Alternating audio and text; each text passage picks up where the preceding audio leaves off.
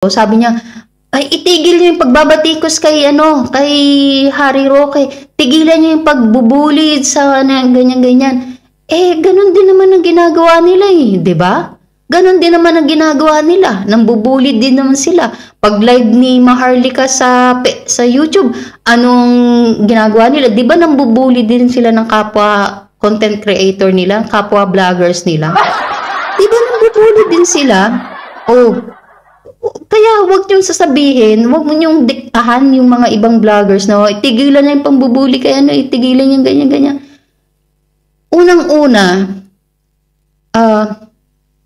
si Harry Roque is public figure na. Ayun ang sabi ni Tio, 'di ba? Totoo naman. Hindi mo na maiiwasan na lahat kakampi sa kanya. Lahat oo sa mga sinasabi niya. Hindi pwedeng ganoon. Lahat ng sasabihin nyo kailangan ididikta para lang sumang-ayon kay Harry Roque. Ako hindi ako sang-ayon kay Harry Roque. Hindi ako pabor sa mga pinagsasabi niya. Kasi parang pamanggulo siya dyan sa dahig. Parang sinisira niya, nagiging contradict yung sinasabi niya tsaka sinasabi ng attorney ni PRRD. Sa tingin nyo, makakatulong ba yung kay PRRD? Diba? Hindi. Diba? Dapat si Harry Roque tumigil na. Kung gusto niya maging YouTuber, content creator, wag niyang gawing content si PRRD at kung anong nangyayari sa kaso ni PRRD. Yun lang yun. Diba? Mag-content siya ng everyday life niya. Katulad ng, eto, tumain na ako. Eto, naligo na ako, nag-toothbrush na ako. Eto, nagluluto ako ng almusal ko. Eto, papunta ako ng ganito, etc. etc.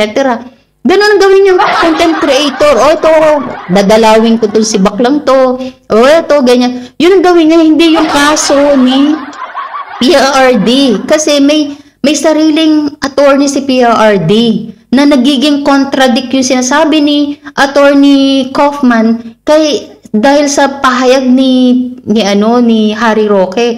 Tapos ano pa yung nangyari? Yung pahayag ni BP Sara about sa kaso ni PRRD, nagiging contradict kasi iba din yung sinasabi ni Harry Roque. 'Di ba?